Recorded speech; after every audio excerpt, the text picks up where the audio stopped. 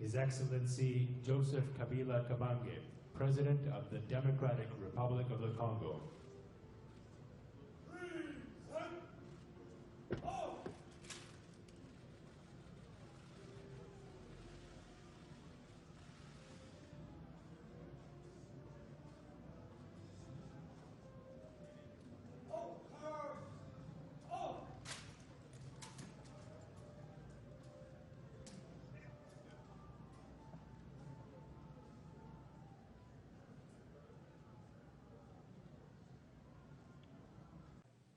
Bonjour, bonsoir, partout où vous nous suivez. C'est votre humble serviteur, le pasteur Bienvenu Messalin. Nous sommes en live sur Welcome TV, où ils allaient TV, RDC, télévision et congolais.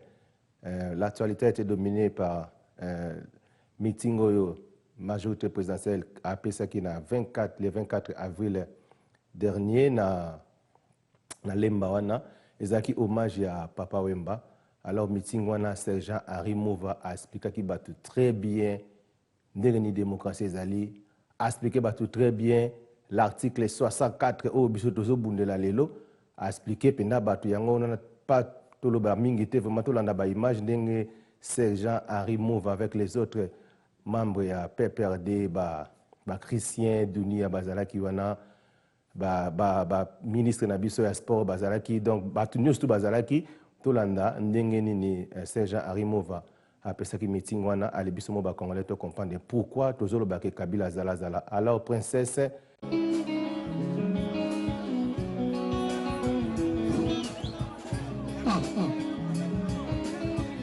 Bon, merci s'il vous plaît. Merci s'il vous plaît. PPRD viva. Bana PPRD bona kisigele wa kisasa.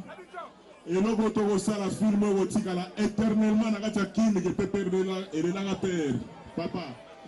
Mais nous avons pas seulement. Nous avons fait un exemple père à quoi il a dit dans la Abidjan. Nous avons vraiment bien aimé, mais pas accompagné Bichoua. Donc, il y a un exemple mais ce que tu as l'image, nous avons fait rapidement. Mais nous avons fait attention 17 et tout ça. Est-ce que vous avez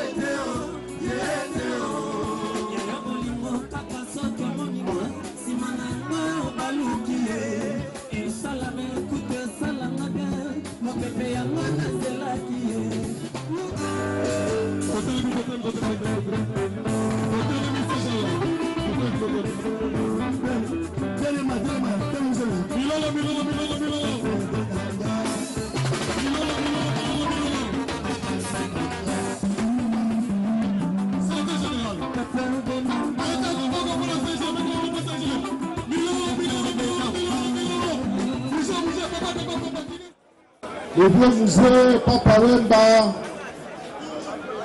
Chungu Mbadi Opene Kikumba, Akoufi, l'arme à la main, artiste jusqu'au bout. Nandenge ya Molière, Akoufeli, na podium Azo Yemba, alobi oliongo annulé Lululu Oyo et prévoyait qu'il va le 24 pour profiter dans notre représentation ma condoléance la mokonzi ya mboka na tout le peuple congolais, tous les Kinois, na tous les membres ya PPRD. PPRD viva combat au peuple congolais abundaki pona kozwa démocratie na date oyo il y a 26 ans de cela. Bawe bazalaki ko résister pendant 32 ans. Bango tout basalaka lingomba na bango wana MPR na mususu bazalaki ko résister na puissance ya peuple. Le 24 bandimaki ke peuple aza makasi koleka bango. Eza boye te bango tu bazalaki wana le 24 wana ce mardi là bango tu bazalaki wana bazalaki na ngambu moko bango nyonso ndenge bobonaka bango boboko mata moko te azalaki libanda bango tu si 7 ans après tozalaki kaka koyayaya dictature ezongaki lisusu makasi koleka mpo moto oyo balinga babengana 7 ans après azalaki makasi koleka kutu bango nyonso balongola bango nde bakotaki premier ministre soki ba SRPT soki banini bamakambo tu ezongaki na maboko ya bato oyo ya kala baparti ezalaki ya konguluma démocratie ndenge Joseph Kabila concrétisa yango mpona mbala liboso peuple akende maponomi 2006 2011 na boye 2016 tobandi koyoka mwa nungunungu mwa danger bandi kokota na esanga yango wana nasengi na mutu nyonso azali na préoccupation ya peuple oyo azo se sentir kazali na peuple à partir ya lelo zala mobundeli mboka zala mobundeli démocratie et au nom de cela tangu tozalaki kosala constitution ya sika totiaki article moko na kati wana oyo ezopermettre na congolais nyonso soki osentir que démocratie ekomi en danger otelemi obundisi bango ezala bato ya libanda ezala bato ya kati soki moto abandi alingi atia mwa mobulu na bainstitution démocratique na ndenge boponaki Joseph Kabila nano asilisi manda na ye te ata soki asilisi avant maponani esalema azali kaka est-ce que boyebaka ngo c'est que azali kaka soki oye kotia mobulu tokotelemela yo na nini na article bamama olati article 64 botelema batutu bamona etumba na biso ya sika ekomi article 64 botala coup sur coup ndenge alati CGA Shadari mama yeyo article 64 ezali arme de destruction massive na biso tobombaki yango mpona mungula yeba te bango bakanisaki ka article 64 ezalaki mpona bango nzoka nde bato batiaki yango babiso yeyo ntango tomoni ke barebele oyo ndenge bayaki soki tosalaka angele te balingaki babotola biso pouvoir na liboso ya stade est ce que bomoni bango bango baleki wana bomoni bango basali sangana me bazali soki 43 mawa bale ezobeta makuna baekipe nini kutu bapeti baobeta bale bango mpe bosala mitini toyebi soki bino komeka mozindo na mosapi te mai eza mozindo tro na kalamu wana ifo koyekola ndenge koyekola makambo ya mai oye bozali bazali il paraît 48 bakorige mosusu bakoli 48 mais ça fait plus d'une centaine de partis bazala 48 personnes bongo boye ata mundele yango na libanda kuna aya kotia mobulu pote bato ya mike boye baya koremplace bato ebele bakongole nde batelemi boye biso mpe bondimi est-ce que bondimi démocratie ezalaka volonté ya peuple peuple yango nani peuple yango nani oyebisa bango bala terre na ndenge kaka ya ibenge boye mokonzi na biso bato ebele basinye me ye kaka matale mata Moko alobi Kabila Mata. Kabila Mata. Kabila Mata. Lelo eza nango ka entraînement na kamwi ndenge ezokamwisa yo. Eza nango entraînement tala kaka. Tolingai tobeta yango danda rapide. Mais liwa ya papa Wemba yo kobebisa makambo. Tolingai to supprimer yango me tobi te. Aza artiste akufi na kati ya art na ye. Tosala hommage na papa Wemba en même temps que tozo kanisa mokolo ya démocratie. Danger tozo sentir na batu ya libanda na batu ya kati likopa na bango mpona kobebisa démocratie ya bana mboka.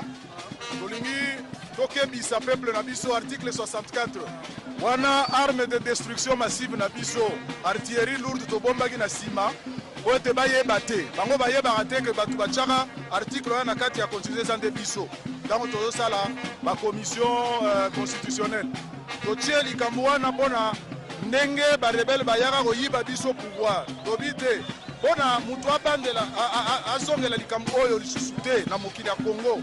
Il faut totia article moko okosala ke soki moto abandi kaka kotumola démocratie totelemeli ye nde ntina ya article 64 elingi koloba soki baponi yo te zala na pale na yo soki nanu baponi yo te oza présent te. Il faut kozela mokolo bakopona mutu mosusu aremplace Kengo Adondo, aremplace Joseph Kabila, aremplace Minaku, aremplace bourgmestre Kadima. Il faut bapona yo nanu soki baponi nanu yo te zala na pale na yo tanga ta livre soki eza na eloko kosala te. Affaire eza nde koto yo PPRD ezokonza mutu bamekaki mwa lisanga moko boye babi akomi so 48 yo momoni oyo parti moko eza majorité présidentielle te mais na minute oyo na mikili nyonso bamboka nyonso bagrande ville ya PPRD ya mboka tosali baréunion en plus batutu ya majorité présidentielle bana ba réunion na ba siège na bango.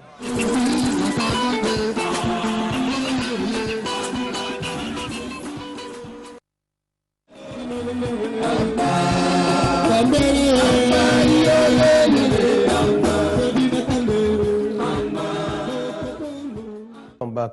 Now welcome to Nasi Bo enjoy meetingo arimo va pesi bo moni batu bazaki belé et puis boyo ki nenga lobi na lingala très bien.